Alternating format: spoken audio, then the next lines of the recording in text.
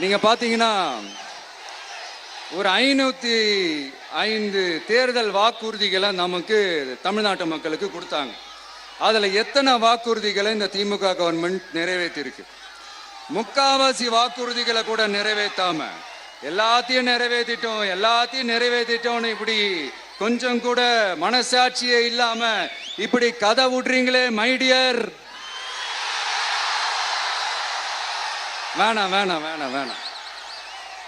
உங்களுக்கு தான் ஆசையா பாசமா கூப்பிட்டா பிடிக்க மாட்டேங்குது. இப்படி கதை விடுறீங்களே மைடியர் சிஎம் சார்.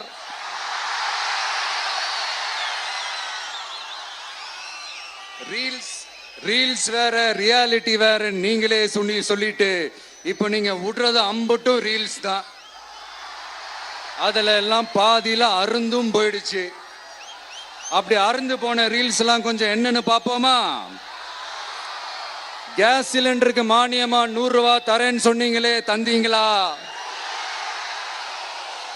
1000 ரூபாய் ஒருத்தர் விடாம எல்லா பெண்களுக்கும் தருவேன்னு சொன்னீங்களே, தந்தீங்களா? டீசல் விலையில மீதி இருக்கிற 3 ரூபாய் குறைப்பேன்னு சொன்னீங்களே, குறைச்சிங்களா? நீட்டு தேர்வை ரத்து செய்வோம்னு சொன்னீங்களே, ரத்து செஞ்சீங்களா? கல்வி கடனை ரத்து செய்வோம்னு சொன்னீங்களே, ரத்து செஞ்சீங்களா?